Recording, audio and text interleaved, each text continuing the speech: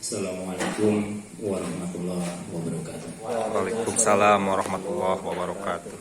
Alhamdulillahirabbil alamin wa bihi nasta'in ala umuri dunya wa din wa ala alihi wa sahbihi ajmain.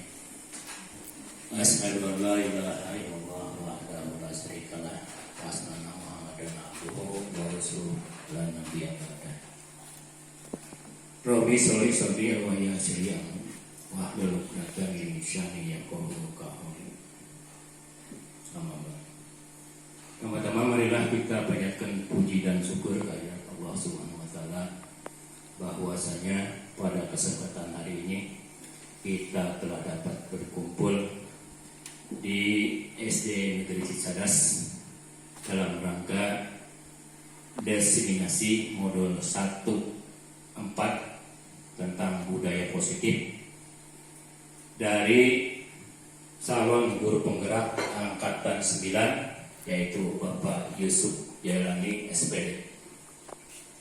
Selanjutnya shalawat dan salam semoga tetap dilimpah curahkan kepada Nabi Agung Nabi Muhammad SAW, kepada keluarga-keluarganya, para sahabat-sahabatnya, dan pada tabi'in-tabi'innya, dan pada umat-umatnya sampai akhir zaman. Amin ya Allah ya rabbal alamin. Amin. Hadirin sekalian, sebagaimana telah kita programkan bersama, alhamdulillah pada hari ini saya ucapkan terima kasih atas kesediaannya dalam rangka diseminasi modul 1.4 tentang budaya positif yang akan disampaikan oleh Bapak Yusuf Jailani SPD, calon guru penggerak angkatan 9.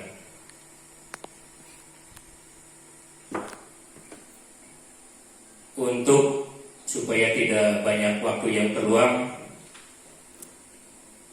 marilah kita buka diseminasi ini oleh yang terhormat Bapak Kepala Sekolah SD Negeri Cicadas. Dengan hormat kami persilakan. Bismillahirrahmanirrahim. Assalamualaikum warahmatullahi wabarakatuh. Bapak Ibu guru yang saya hormati, rekan-rekan juga adik-adik mahasiswa yang kebetulan hadir di SD Cicadas ini dalam rangka mengikuti diseminasi modul 1.4 belajar 1.4 tentang budaya positif. Ini yang akan disampaikan oleh calon guru penggerak angkatan 9 Bapak Yusuf Jailani SPD. Nanti kita materinya kita ikuti bersama karena ini menyangkut materi yang sangat berguna bagi di sekolah pengembangan sekolah ini.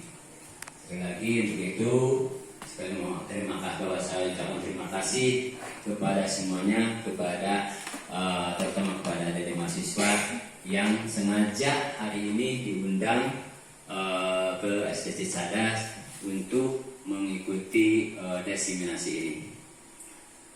Untuk itu acara ini mari kita buka bersama dengan ucapan Bismillahirrahmanirrahim. Terima kasih untuk diseminasi ini yang akan dilaksanakan oleh Bapak Yusuf Jailani. Billahi taufiq wal hidayah. Wassalamualaikum warahmatullahi wabarakatuh. Waalaikumsalam.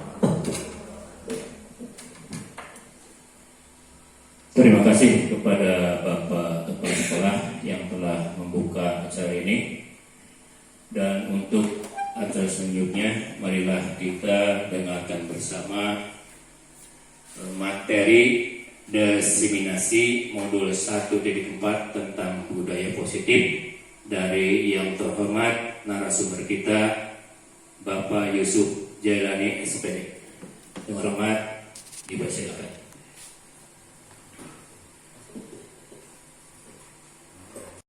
Bismillahirrahmanirrahim. Assalamualaikum warahmatullahi wabarakatuh. Alhamdulillahirrahmanirrahim. Wa bisawri sabri wa yassiri amri wa hlul 'uqdatam min lisani yafqahu qawli. Yang saya hormati Bapak Kepala Sekolah SD Negeri Cicadas, yang saya hormati pula Bapak Ibu Guru SD Negeri Cicadas, dan juga adik-adik dari yang lagi melaksanakan KKN di Desa Cipasang, merupakan undangan ya sekaligus dalam acara ini. Terima kasih saya ucapkan atas kehadirannya.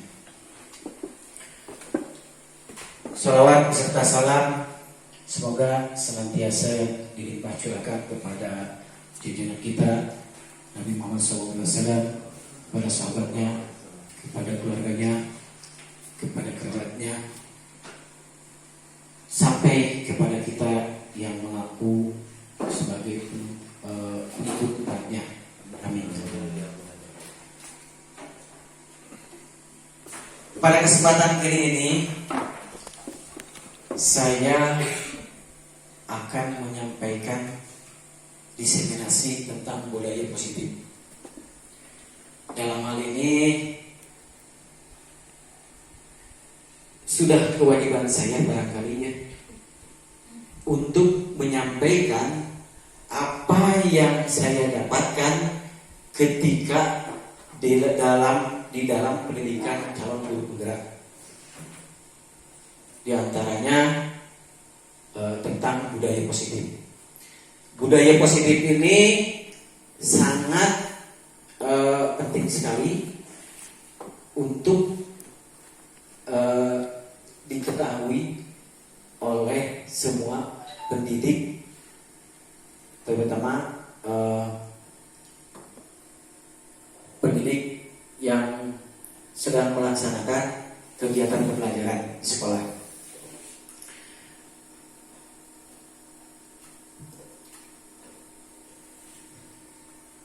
Budaya positif ini kami pelajari ya pada modul 1.4, modul terakhir di modul 1. Barangkali Bapak Ibu yang hadir di sini sebetulnya budaya positif itu mungkin Bapak Ibu sudah bisa membayangkan apa sesungguhnya itu tentang budaya positif itu, arti budaya positif itu. Barangkali dari Bapak Ibu ada yang bisa memberikan gambaran atau pemahaman tentang budaya positif.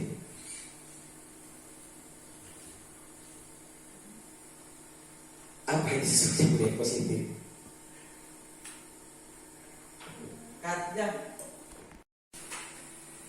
Mohon maaf ya. Tadi barangkali ini saya belum mengucapkan selamat siang. Selamat siang, ini sudah siang.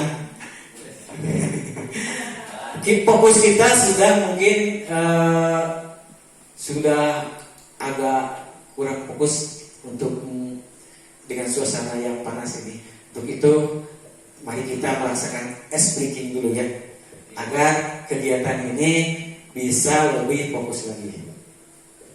Bapak Ibu, saya punya satu buah pertanyaan. Tangan kita jumlahnya ada dua. Setiap satu tangan berisi jari 5. Yang jadi pertanyaan, berapa kalau tangan kita 10?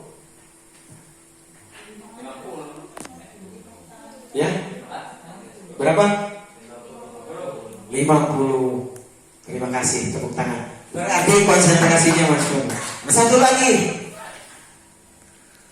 Hari ini adalah hari Sabtu tanggal 21 Oktober 2023. Kemarin hari Jumat tanggal 20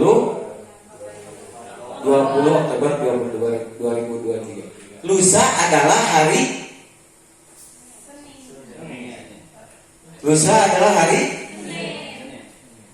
Senin. Ya, terima kasih jawabannya. Lusa adalah hari Senin. Berarti konsentrasinya agak sedikit buyar. Lusa itu yang jadi pertanyaan adalah hari kemarin adalah hari Jumat. Lusa adalah hari Minggu. Tepuk tangan untuk kita semua ya. Terima kasih. Kita lanjutkan. Tadi saya mencoba untuk menggali tentang apa itu budaya positif ya. Barangkali ada yang tahu sekilas tentang apa itu budaya positif di sekolah. Budaya positif sekolah adalah kebiasaan yang dianggap baik yang seharusnya dilaksanakan di sekolah. Terima kasih Pak Ahmad yang sudah memberikan gambaran tentang budaya positif.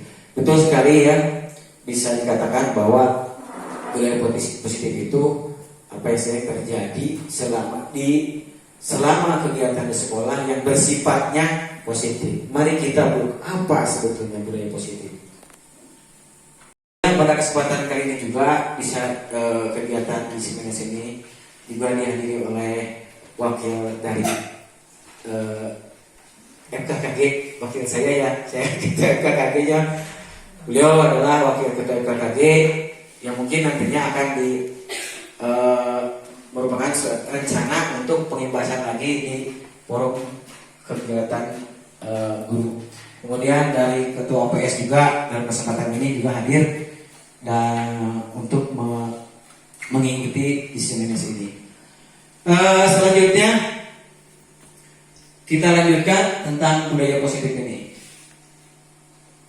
Apa sebetulnya budaya positif?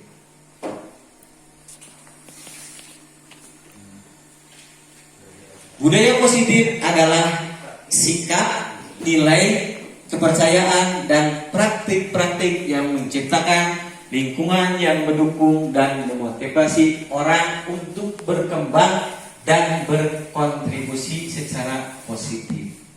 Nah, ini arti daripada budaya positif. Hal ini dapat dibentuk dalam bisa saja di keluarga, organisasi, tempat kerja, atau komunitas. Budaya positif ini merujuk pada kumpulan norma, nilai, dan kebiasaan positif yang berkembang dalam suatu lingkungan, baik itu di tempat kerja, di sekolah, ataupun di masyarakat.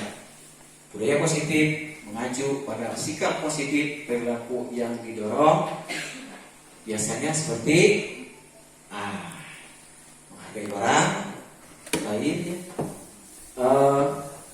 bekerja sama, kemudian menghormati perbedaan, berpikiran terbuka, mengembangkan hubungan yang sehat, dan yang terakhir fokus pada solusi. Nah, kalau perilaku ini sudah terwujud di suatu instansi atau di rumah juga bisa, di keluarga atau di organisasi, budaya positif ini akan terbentuk dan sukses. Selanjutnya, pada kesempatan ini sebetulnya yang paling utamanya itu tentang pembahasan konsep inti budaya positif. Jadi budaya positif ini terbentuk atas konsep-konsep yang akan dijelaskan selanjutnya. Yang pertama adalah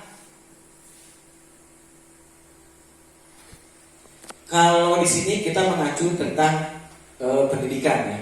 Yang pertama, perubahan paradigma belajar. Yang kedua, disiplin positif. Yang ketiga, nilai-nilai kebajikan. Selanjutnya, kebutuhan dasar manusia, motivasi perilaku manusia, posisi kontrol guru, segitiga restitusi, dan yang terakhir keyakinan kelas. Barangkali Bapak Ibu yang merasa asing di sini dari konsep inti budaya positif ini, yang merasa asing di yang mana barangkali bagi Bapak Ibu? Segitiga restitusi. Baik ya, nanti kita bahas satu persatu. Yang pertama, perubahan paradigma belajar.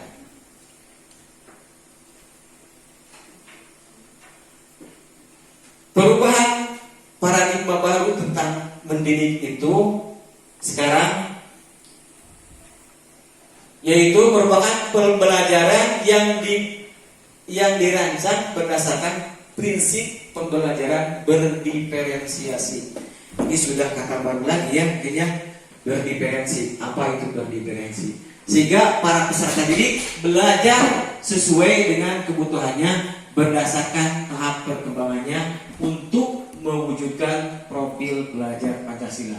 Artinya pembelajaran paradigma baru ini berlandaskan pembelajaran yang berdiferensi, artinya menyesuaikan dengan kebutuhan murid, sesuai dengan kebutuhan murid berdasarkan tahapan perkembangannya.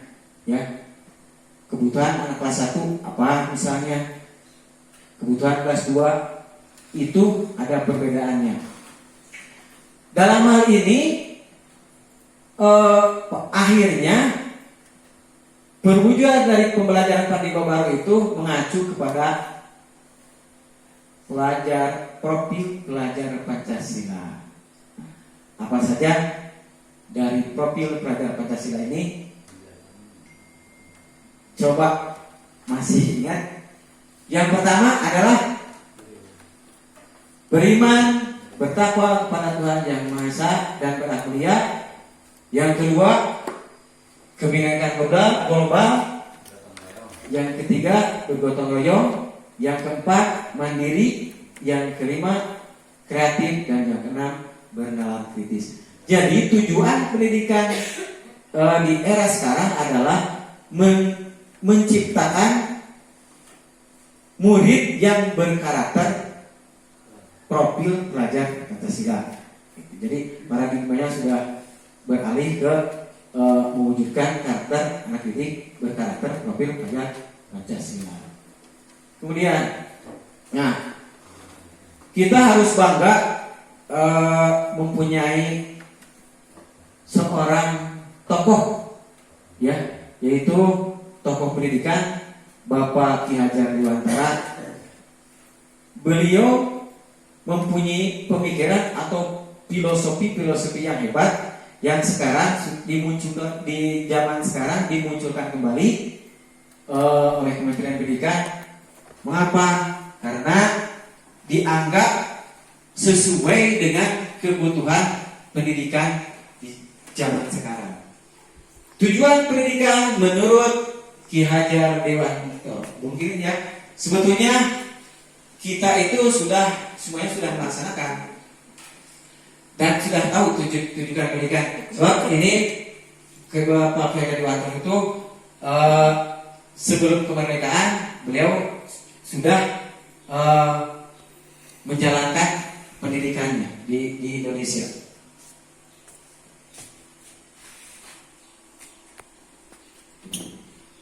Menurut Ki Hajar Dewantara, tujuan pendidikan adalah menuntun segala kodrat yang ada pada anak-anak agar mereka dapat mencapai keselamatan dan kebahagiaan yang setinggi-tingginya, baik sebagai manusia maupun sebagai anggota masyarakat.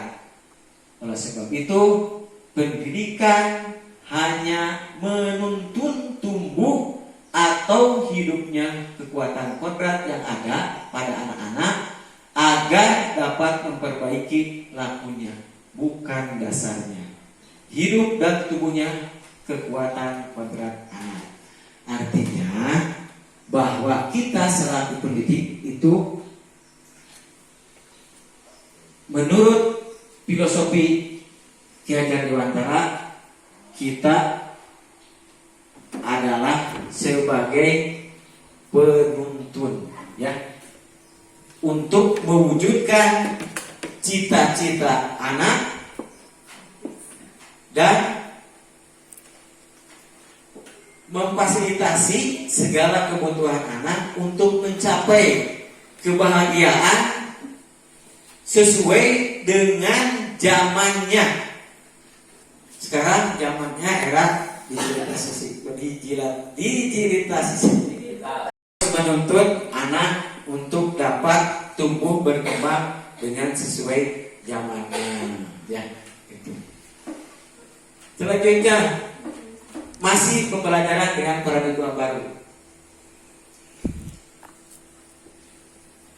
Untuk mewujudkan budaya positif di sekolah, kita itu harus menyediakan agar terwujudnya budaya positif di sekolah itu harus mewujudkan lingkungan yang positif, aman dan nyaman agar siswa mampu berpikir, bertindak, dan mencipta dengan merdeka, mandiri, dan bertanggung jawab. Nah, artinya kalau di lingkungan sekolah kita sudah berbudaya positif, anak itu akan nyaman melakukan aktivitas serta berpikir secara merdeka untuk mewujudkan cita-citanya secara bertanggung jawab. Dalam hal ini, budaya positif itu sangat berkaitan dengan disiplin. Disiplin juga berkaitan dengan kontrol guru terhadap siswa. Itu pembelajaran dengan paradigma baru.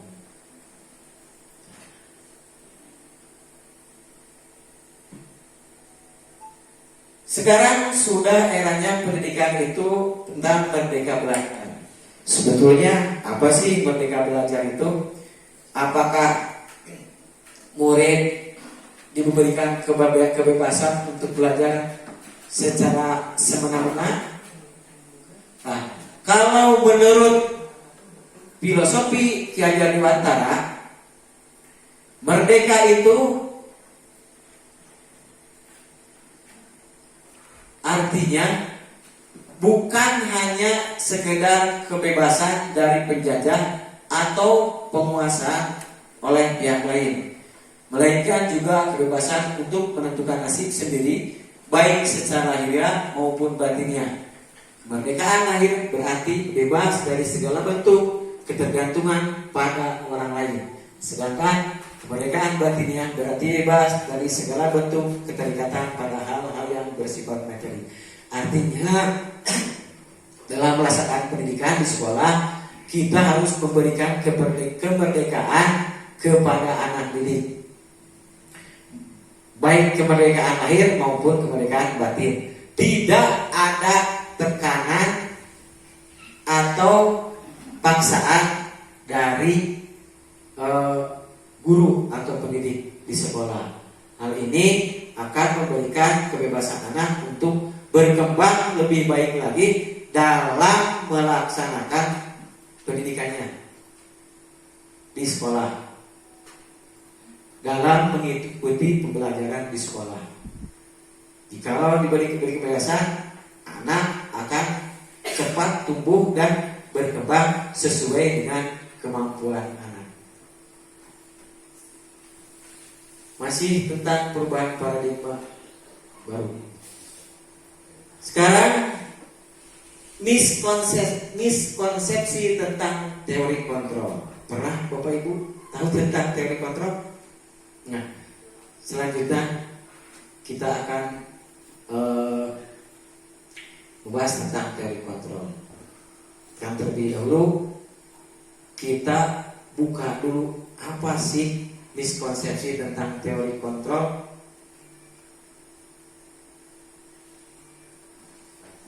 Psikiater dan pendidik dari William Glasser dalam kontrol teori yang kemudian hari berkembang dinamakan choice theory meluruskan beberapa miskonsepsi tentang makna kontrol. Yang pertama, ilusi guru mengontrol murid. Nah, sebelumnya saya bertanya dulu, bagaimana selama ini kita mengontrol murid? Mungkin Bu Muti.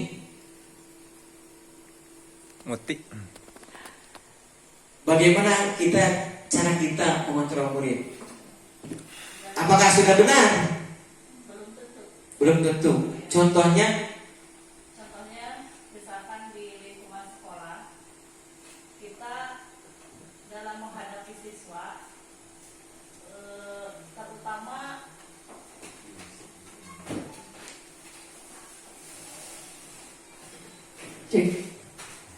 terima kasih sebelumnya. Untuk ilusi guru dalam mengontrol murid, tentunya perbedaan antara kelas rendah dan kelas tinggi, khususnya untuk diri saya membedakan, Pak. Terutama untuk kelas rendah, kontrol murid harus lebih ekstra. Bukan berarti menyepelekan yang kelas tinggi, tetapi dasarnya kita sebagai guru harus mengutamakan hati. Jadi kita bersama murid itu hati ke hati. Jadi sebesar apapun teori, sebanyak apapun teori yang guru miliki, tanpa hati, tanpa memakai hati, kita tidak ada apa-apanya dengan siswa. Jadi saya mengontrol siswa memakai hati. Asik. terima kasih. Tepuk tangan. Baik, Ibu, terima kasih. Ilusi kita itu sebetulnya sebelum saya juga termasuk juga teori kontrol terang mengontrol murid itu terus terang masih, kalau menurut teori ini salah ya. Yang seharusnya guru mengontrol murid itu tidak dengan kekerasan, tadi sudah dikemukakan, dengan hati. Tapi kebanyakan kita itu suka atau masih melakukan pemaksaan terhadap murid atau dengan cara memaksa. Ya, lebih jauhnya biasanya murid dikontrol dengan peraturan di sekolah. Nanti efeknya akan kita bahas selanjutnya. Sementara di yang beredar sekarang di sekolah adalah cara mengontrol murid itu dengan peraturan. Ilusi ini merupakan, kalau menurut Dr. William Glasser, itu adalah ilusi teori kontrol yang salah. Yang kedua, ilusi bahwa semua penguatan positif, efektif, dan bermanfaat. Betulkah semua penguatan positif, efektif, dan bermanfaat? Contohnya begini. Anak kita di sekolah mendapatkan prestasi. Nah, kemudian kita beri reward berupa hadiah.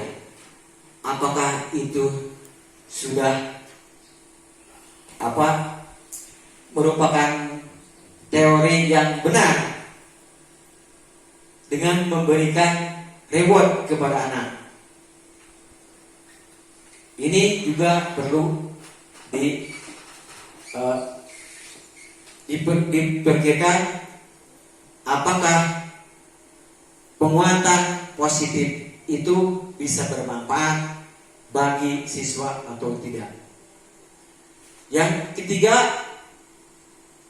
bahwa kritik membuat rasa bersalah mampu menguatkan karakter. Ini apa juga benar? Kita mengkritik anak untuk dari perbuatan negatif ke positif. Ini juga merupakan miskonsepsi dari teori kontrol. Ya, jadi belum tentu itu bisa mengubah anak menjadi positif. Yang selanjutnya, ilusi bahwa orang dewasa berhak memaksa. Selama ini kebiasaan kita, bahkan kita berpendapat orang dewasa, cuma di sekolah misalkan guru bisa memaksa anak untuk melakukan sesuatu. Padahal itu juga miskonsepsi tentang makna teori kontrol. Tinggal tanyakan saja pada diri kita, apakah memang benar orang dewasa berhak memaksa murid? Yang selanjutnya, Bapak Ibu silakan berhadapan. Kemudian salah satu dari Bapak Ibu mengepalkan tangan. Ya, yang satunya silakan untuk membuka, memaksa kepalan tangan Bapak atau Ibu yang mengepalkan tangan. Dalam hitungan sampai 3. 1, 2, 3.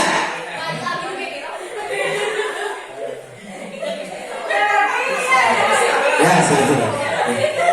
Ya. Bagaimana kira-kira perasaan ibu yang mengepalkan tangan, yang beranggapan bahwa itu yang dipegang itu adalah sesuatu yang berharga bagi Bapak Ibu?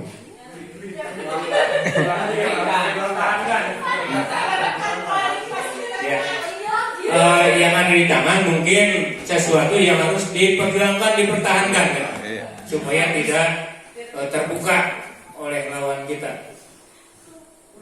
Terima kasih. Betul sekali ya. Tidak jauh dengan teori kontrol ya. Bagaimana? Nah, anak juga, siswa juga seharusnya bagaimana bisa berubah kalau dengan cara dipaksa. Akan tetapi mereka itu akan mempertahankan sebisa mungkin, semaksimal mungkin apa yang menjadi pendapatnya dari hati nuraninya. Nah, untuk itu bagaimana solusi untuk kita dalam mengontrol murid yang sebenarnya?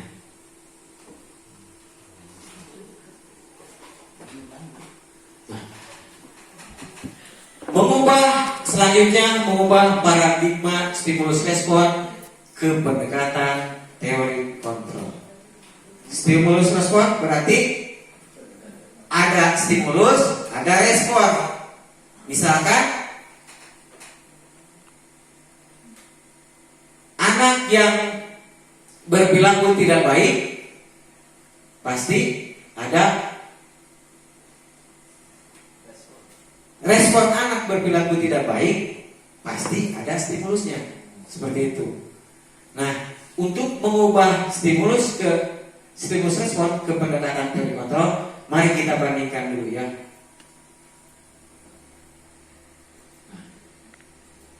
Stimulus tabel sebelah sini ada stimulus respon tentang dunia.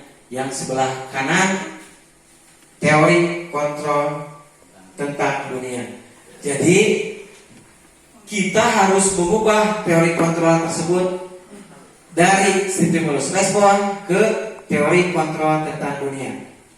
Yang pertama, realitas kebutuhan kita sama, betul tidak? Sama tidak? Kebutuhan kita sama tidak? Tidak. Kebutuhan kita sama. Tidak. Kebutuhan kita di dunia itu ada 5 ya. Ada 5 ya. Realitas dulu paradigma stimulus respon tentang dunia mengungkapkan bahwa realitas atau kebutuhan kita itu sama. Ya. Teori kontrol dunia mengungkapkan bahwa realitas kebutuhan kita itu berbeda. Jadi diubah. Kalau menurut teori kontrol, realitas kebutuhan kita berbeda. Yang selanjutnya, semua orang melihat hal yang sama. Jika kita anak melakukan kesalahan, mungkin dia melihatnya, misalkan anaknya nakal. Mungkin kita memponisnya, anak itu karena pergaulan. Ya, atau beranggapan bahwa anak itu biasa berbuat nakal. Nah, padahal setiap orang itu memiliki gambaran yang berbeda. Artinya anak tersebut berlaku demikian itu karena ada alasannya. Ya. Kemudian perilaku buruk dilihat sebagai suatu kesalahan. Nah, pada stimulus respon kita beranggapan bahwa perilaku buruk itu adalah sesuatu kesalahan. Betul tidak selama ini? Tuh ya, tuh. Nah, kalau di teori kontrol, semua perilaku memiliki tujuan. Ya, berarti kita anak berbuat salah itu ada tujuannya kalau menurut teori kontrol. Kemudian orang lain bisa mengontrol saya. Teori kontrol dunia hanya Anda yang bisa mengontrol diri Anda. Seperti tadi dalam kepalan tangan ya, dikontrol sendiri, tidak mau dipaksa. Terus saya bisa mengontrol orang lain. Betul kan? Dulu stimulus respon mengatakan saya bisa mengontrol orang lain. Orang lain tidak bisa, Anda tidak bisa mengontrol orang lain. Ya, kalau dulu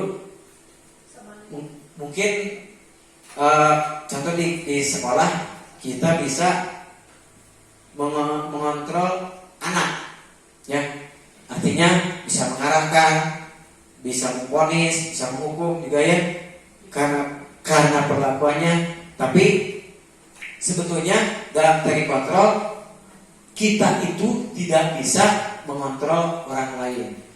Mengapa? Kalau kita mengontrol orang lain atau mengontrol anak, anak bisa berontak. Yang selanjutnya, pemaksaan pada saat bujukan gagal. Jadi kalau sebetulnya kalau kita memaksakan sesuatu kepada anak itu dianggap gagal. Kolaborasi dan konsep versus menciptakan pilihan-pilihan baru. Dalam teori kontrol, kita itu tidak boleh memaksa anak, akan tetapi melakukan kolaborasi atau diskusi lah dengan anak tentang solusi yang sudah dilakukan anak atau kesalahan anak. Yang selanjutnya,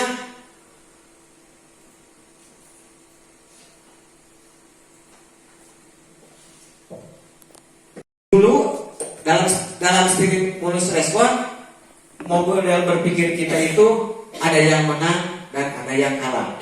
Dalam teori kontrol itu semuanya dikatakan menang. Jadi harus menang. Ya, menurut teori kontrol. Nah, sekarang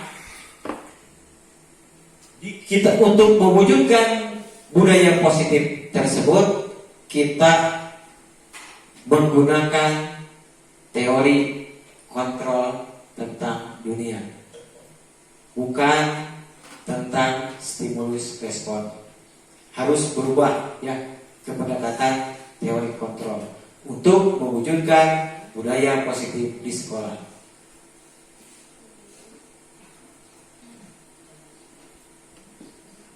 Disiplin positif. Bapak Ibu, ada yang tahu artinya disiplin? Coba disiplin, apa sih disiplin itu? Tepat. Tepat sasaran. Apalagi? Patuh mematuhi peraturan yang ada. Menempatkan sesuatu pada tempatnya. Itu disiplin positif. Coba kita buka, apa sesungguhnya disiplin positif tersebut. Nah, disiplin itu berasal dari kata disiplin yang berarti belajar. Disiplin mengacu pada disiplin diri yang memiliki tanggung jawab terhadap apa yang dilakukan berdasarkan nilai-nilai yang diyakini. Berarti disiplin itu bukan peraturan. Nah,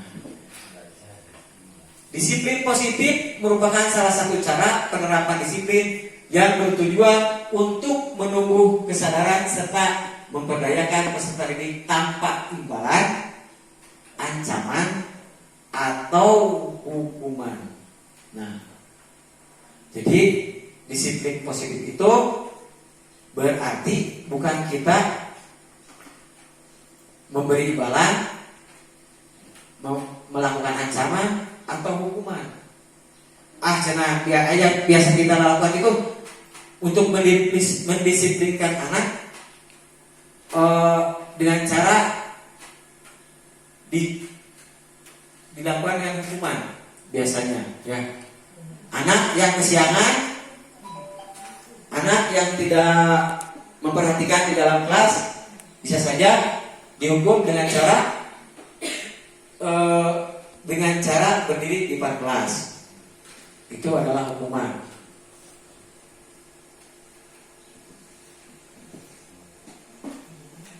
Kemudian dengan cara memberikan reward juga itu merupakan cara yang kurang tepat ya dalam menanamkan disiplin positif.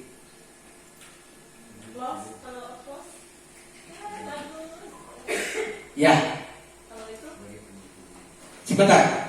Ada suatu cerita begini Bapak Ibu.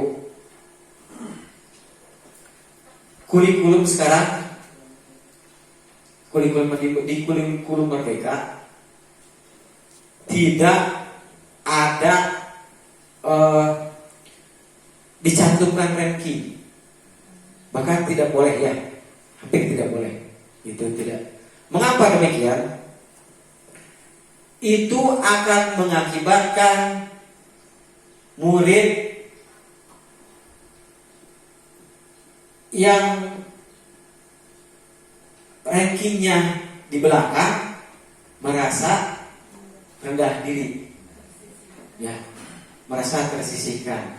Untuk itu sekarang di akhir tahun pembelajaran atau di akhir semester di rapor tidak boleh mencantumkan ranking. Kemudian apakah benar ketika seseorang anak mempunyai kreativitas yang tinggi, misalnya anak tersebut mempunyai prestasi menggambar bagus sekali, ya. Sebetulnya untuk pujian terhadap anak tersebut itu jangan dilakukan di depan teman-temannya. Nanti efeknya teman-teman yang lainnya akan merasa rendah diri ya, karena ada perbedaan di antara mereka. Untuk itu pujian biasanya seharusnya secara langsung diucapkan kepada si anak tersebut. Seperti itu di zaman sekarang.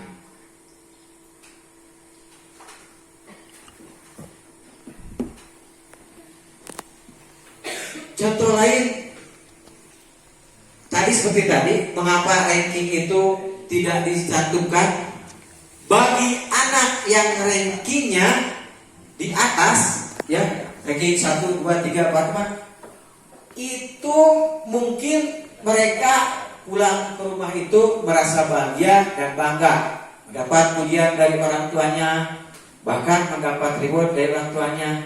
Nah, bayangkan bagaimana anak yang rankingnya dari posisi kontrol yang sebagai penghukum, sebagai pembuat merasa bersalah, dan sebagai manajer. Contohnya seperti ini. Kita lihat video di videonya.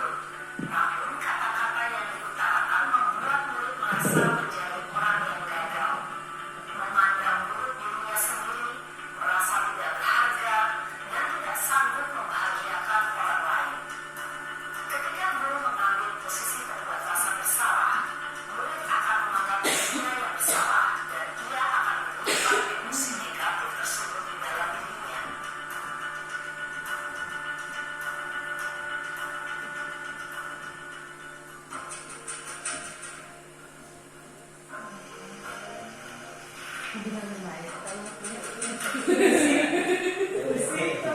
kayak mana ini? Mana ini oh ya teman. Berbagai fungsi gitu ya, kayak Sudah jam berapa ini nak? Terlambat lagi ya sayang. Iya bu, habis ibu saya udah bangunkan saya bu. Kamu malah menyalahkan ibu kamu. Kamu tuh kan anak yang larinya paling kencang. Kok terlambat sih? Iya bu, saya memang banget banget tadi. Jadi biarpun saya lari kencang, tetap gak kekejar bu. Ya sudah sana. Nanti lain kali larinya lebih kencang lagi ya. Biar gak terlambat lagi. Bikin senang ibu. Demi ibu. Bisa kan? Bisa lah bu. Ya sudah sana masuk kelas. Ibu beresin urusan absen kamu. Kamu ini ada-ada saja.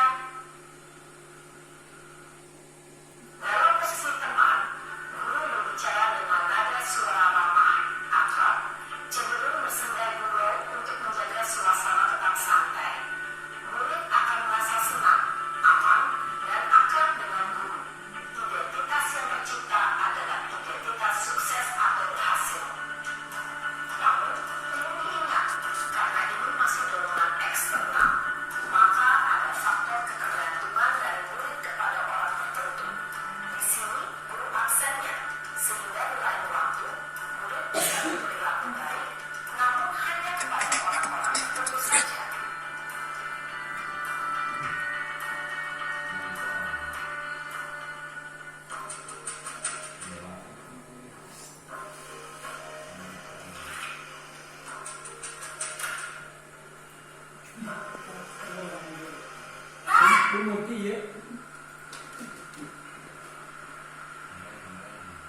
Punya energi.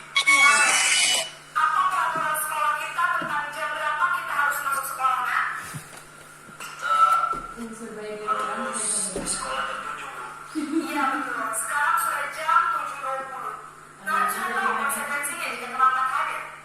Paham bu, saya harus tinggal kelas pas jam istirahat selama 20 menit. Iya benar, konsekuensinya demikian.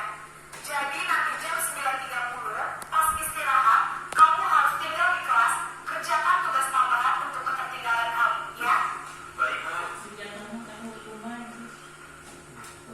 Posisi pemantau mengandalkan perhitungan atau data untuk mengontrol murid. Guru mengarahkan murid berdasarkan peraturan dan konsekuensi. Seorang pemantau menunjukkan bahasa tubuh dan ekspresi wajah yang datar dan cenderung formal.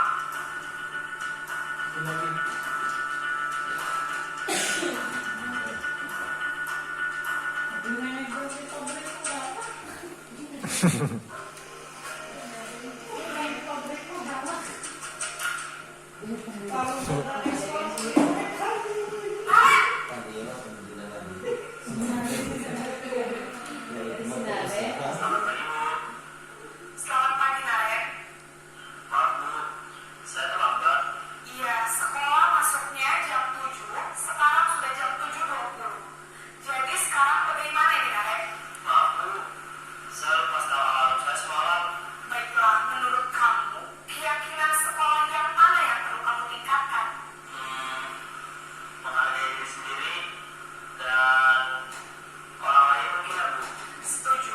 Jadi, apakah Naren meyakini prinsip saling menghormati tersebut? Iya bu, saya meyakininya. Apakah Naren bersedia memperbaiki masalah keterlambatan ini? Bersedia bu. Bagaimana kamu akan memperbaiki masalah keterlambatan ini? Saya akan coba untuk tidak lupa menyetel alarm saya bu. Baik, kalau Naren lupa menyetel alarm di rumah, ada orang yang kira-kira bisa bantu mengingatkan tidak? Kata saya, Kak Emma. Ada lagi selain Kak Emma? Selain Kak Emma, ada ibu saya. Baik, jadi yang mengingatkan Naren adalah Kak Emma dan ibu kalian. Kira-kira akan mulai setel alarm kapan nih, Naren? Setelah pulang sekolah, akan segera saya lakukan. Baik, jadi Naren akan setel alarm untuk bangun besok pagi dan akan diingatkan oleh Kak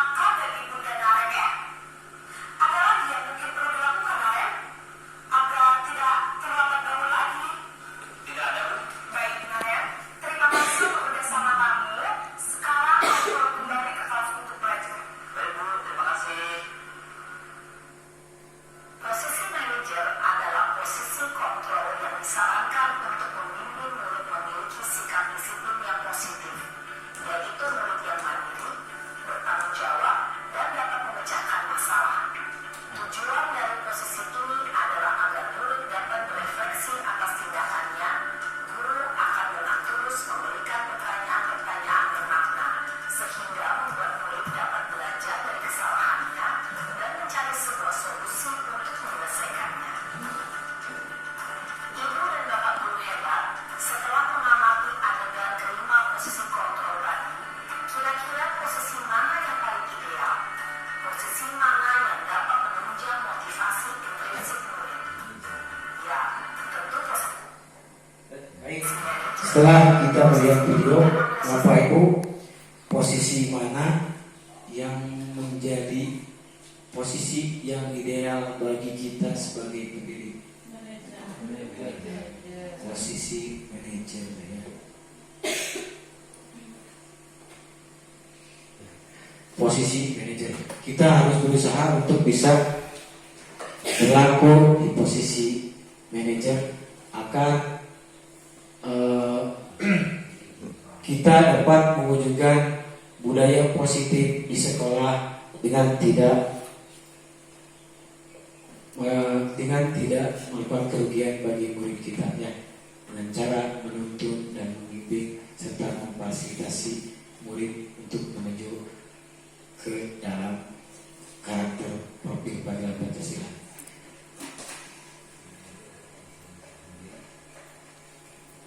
Contoh pernyataan posisi kontrol.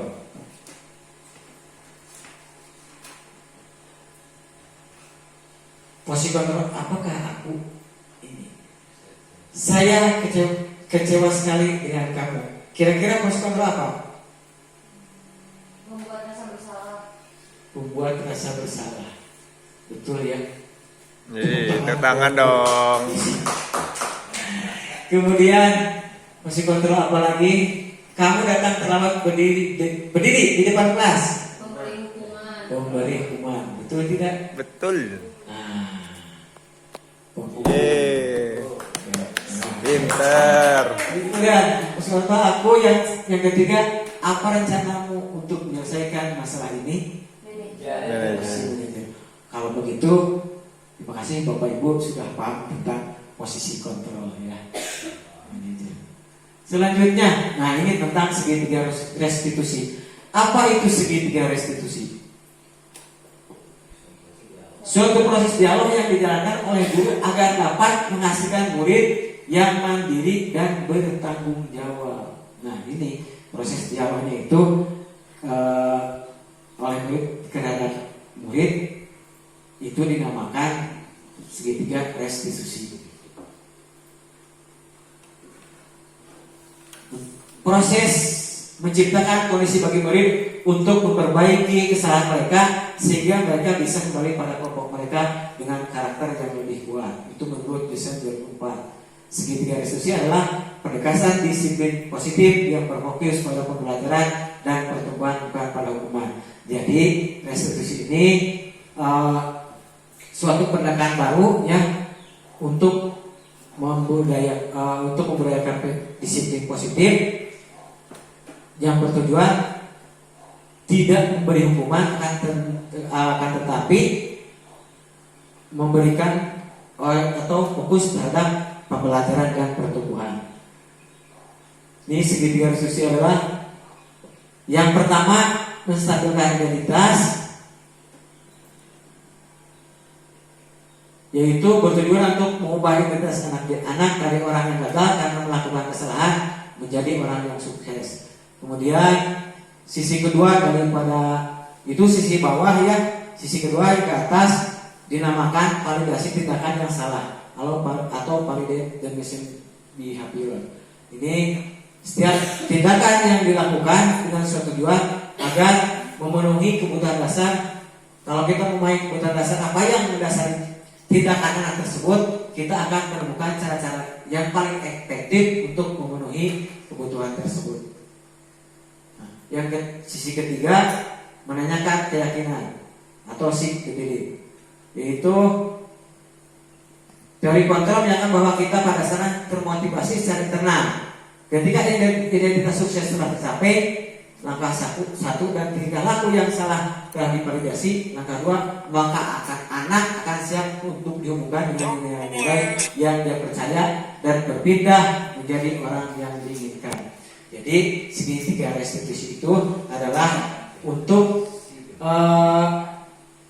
memperbaiki anak dengan cara pertama itu mengubah identitas kesalahannya, kemudian memenuhi kebutuhan dasarnya yang mendasari tindakan kasus anak tersebut. Kemudian yang ketiga, menanyakan keyakinan atau memvalidasi langkah yang satu dengan menanyakan keyakinan nilai-nilai yang dipercaya dan apa yang dia inginkan. Yang pertama, menstabilkan identitas tadi ya. Berdasarkan prinsip membuat kesalahan merupakan bagian proses pembelajaran. Jadi setiap kesalahan itu kita anggap adalah sebagai bagian dari pembelajaran anak ya. Jangan dianggap kesalahan itu adalah tidak baik. Misalnya dengan menyatakan pertanyaan kepada anak, berbuat salah itu wajar. Tidak ada manusia yang sempurna. Ibu bapak juga pernah melakukan itu. Ibu bapak tidak mau mencari siapa yang salah, tetapi ibu bapak ingin mencari solusi. Kamu berhak merasa begitu. Ini menstabilkan identitas dengan pertanyaan-pertanyaan contoh pertanyaan seperti ini. Kemudian validasi tindakan yang salah, yaitu berdasarkan prinsip setiap pelaku berupaya untuk memenuhi kebutuhan tertentu. Jadi sebagai dasar upaya untuk memenuhi kebutuhan tertentu sehingga memunculkan perilaku anak. Contoh pertanyaannya, kamu pasti ada alasan mengapa kamu melakukan hal itu. Kamu patut bangga karena telah memiliki sesuatu yang penting. Kamu melakukannya karena mempertahankan sesuatu yang penting. Yang terakhir, menanyakan keyakinan. Menanyakan keyakinan tentang kebaikan universal yang diyakininya. Dari perbuatan tersebut, kita tanyakan kepada anak segi kebaikan yang diyakininya. Misalnya, apa yang kamu kerjakan tersebut baik atau tidak? Apa keyakinanmu tentang hal tersebut? Apa keyakinan kelas yang telah bisa kita sepakati? Ini pertanyaan-pertanyaan untuk menanyakan keyakinan kelas ketika kita menyelesaikan kasus kepada anak didik kita, murid. Nah, sekarang tentang keyakinan kelas. Untuk itu, Bapak Ibu, kita harus melakukan atau membuat keyakinan kelas sebagai acuan untuk anak sehingga menjadi berbuat yang positif. Mengapa keyakinan kelas bukan peraturan kelas? Selama ini kita mengacu pada peraturan kelas ya. Apakah sudah tepat? Nah, dulu kita itu sebetulnya peraturan kelas ya. Nah, sekarang kita ubah menjadi keyakinan kelas. Mengapa harus keyakinan kelas? Nah, perbedaannya ini karena keyakinan kelas lebih menekankan pada nilai-nilai positif, sedangkan peraturan kelas lebih menekankan pada aturan-aturan yang harus ditaati. Kemudian, keyakinan kelas diharapkan dapat mendorong siswa untuk berperilaku positif secara intrinsik, sedangkan peraturan kelas diharapkan dapat mencegah siswa untuk berperilaku negatif secara intrinsik. Jadi yang pertama tadi peraturan kelas ini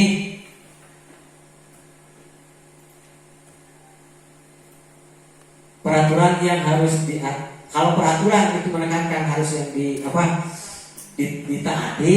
Nah, kalau keyakinan kelas mah menekankan pada nilai-nilai positif. Yang kedua, keyakinan kelas dapat mendorong siswa berlaku positif. Nah, secara jadi perilaku positifnya berdasarkan dari dalam diri siswa. Kalau kalau peraturan itu sifatnya secara intrinsik karena dibuat oleh sekolah atau guru. Keyakinan kelas lebih menekankan pada partisipasi siswa, sedangkan peraturan kelas lebih menekankan pada otoritas guru. Nah, keyakinan kelas itu dibuat antara guru dan siswa. Kalau peraturan biasanya dibuat hanya oleh guru untuk menekan kepada poin tidak berlaku negatif. Keyakinan kelas biasanya disusun dan dikembangkan bersama oleh guru dan siswa. Guru dan siswa perlu berdiskusi dan bersepakat untuk menentukan keyakinan kelas yang akan diterapkan di kelas. Peraturan kelas biasanya disusun oleh guru. Guru perlu mempertimbangkan berbagai faktor seperti karakteristik siswa, metode pelajaran, dan kondisi kelas dalam menyusun peraturan kelas. Ya.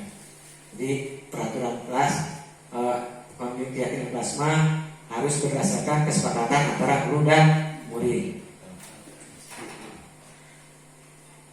Ini contoh kesepakatan kelas. Tujuan pembentukan keyakinan kelas adalah untuk menciptakan lingkungan belajar yang positif dan kondisif. Keyakinan kelas dapat membantu siswa untuk memahami dan menerapkan nilai-nilai positif dalam kehidupan sehari-hari. Contohnya, ya sebetulnya keyakinan kelas itu anak terlebih dahulu dalam membuat pembentukan keyakinan kelas ya. Ini sifatnya yang pertama bersifat abstrak, kemudian berupa pertanyaan universal, kemudian dibuat dalam pernyataan positif, sedikit saja supaya mudah diingat, sesuai dengan kondisi kelas, semua kelas dilibatkan. Nah, dalam pembuatan keyakinan kelas ya, ini biasanya kita didiskusikan dengan anak sikap atau peraturan yang pertama, langkah pertama itu kita buat peraturan dulu di kelas. Apa yang bersifatnya negatif dan apa yang bersifatnya positif. Kemudian dibuatlah setelah kita mempunyai peraturan kelas, dibuatlah kesepakatan kelas berupa kata-kata atau yang kata-katanya asalnya berasal dari peraturan, misalnya tidak boleh membuang sampah sembarangan, bisa diubah dengan kata yang positif dengan menjaga kebersihan. Jadi sifatnya itu tidak tidak memaksa itu aman, tapi merupakan gambaran nilai yang positif sebab akibat. Ini contohnya. Kemudian apa lagi?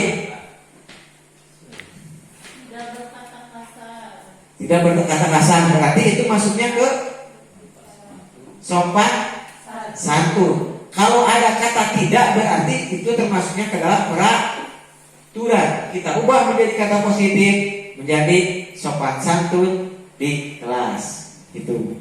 Terus datang sekolah tepat waktu. Asal katanya berarti ini termasuk ke dalam disiplin juga, disiplin atau menghargai orang lain. Nah, Bapak Ibu, saya harapkan dari adanya diseminasi ini, Bapak Ibu di kelas masing-masing, untuk salah satunya untuk mewujudkan budaya positif di sekolah ini, diharapkan Bapak Ibu membuat keyakinan kelas. Jadi bukan peraturan kelas. Sebagai penutup, dalam menerapkan program positif, hendaknya guru memiliki standar kepribadian profesional dan sosial yang baik, di mana guru mampu merefleksikan dirinya dalam posisi kontrol pada saat ini. Bagaimana perjalanan diri sebagai amo atau manajer yang dapat menuntun murid menjadi insan yang mandiri, merdeka, dan bertanggung jawab. Ini sesuai dengan standar nasional pendidikan. Jadi sebagai penutup, saya mengharapkan dari diseminasi ini Bapak Ibu berubah misalnya dari stimulus respon menjadi teori kontrol, kemudian dari sebagai posisi misalkan kebiasaan jadi hukum menjadi posisi manajer, kemudian untuk membuat salah satunya untuk cara mengaplikasikan tentang budaya positif di sekolah dengan cara membuat kesepakatan kelas, tapi bukan peraturan kelas. Demikian diseminasi untuk kesempatan kali ini dari saya ucapkan sekian. Bilahi taufiq wal hidayah. Assalamualaikum warahmatullahi wabarakatuh. Waalaikumsalam. Hadirin sekalian, itulah tadi diseminasi yang telah disampaikan oleh yang terhormat narasumber kita, narasumber yang sangat luar biasa. Boleh kita berikan aplaus untuk narasumber kita. Alhamdulillah, acara diseminasi modul 1.4 tentang budaya positif telah disampaikan dengan sangat detail oleh narasumber kita, Bapak Yusuf Jailani SPD sebagai calon guru penggerak angkatan ke-9. Bapak Ibu yang saya hormati, kalau kita menanggapi ini tentang kesalahan dan kebaikan ya, ada suatu boleh dikatakan filosofis, boleh ya, berbuat salah itu baik sekali ya, dan berbuat salah berbuat baik jangan sekali. Apakah setuju Ibu Bapak? Setuju. Berbuat salah baik sekali, artinya kalau kita sudah berbuat kesalahan, jangan diulang kembali. Jadi sekali cukup, gitu kan? Kemudian berbuat baik jangan sekali. Nah, kalau berbuat baik, sudah kita berbuat baik, kita harus berulang-ulang. Itulah mungkin suatu yang dianggap secara sekilas dikatakan salah, tetapi kalau kita cerna dengan sebaik-baiknya, itu adalah hal yang baik sebetulnya. Bapak Ibu sekalian, tadi acara ini dibuka oleh yang terhormat Bapak Kepala Sekolah SD Negeri Cicadas, dan untuk terakhir, mungkin acara terakhir akan ditutup kembali oleh yang terhormat Bapak Kepala Sekolah SD Negeri Cicadas. Dengan hormat kami persilakan. Bapak Ibu, alhamdulillah kegiatan diseminasi 1.4 dari narasumber Bapak Yusuf Jailani SPD telah kita ikuti, telah kita laksanakan. Saya harapkan kita dapat mempraktekannya, melaksanakan di kegiatan pembelajaran sehari-hari di sekolah. Untuk itu, sekali lagi saya ucapkan terima kasih pada narasumber Pak Yusuf dan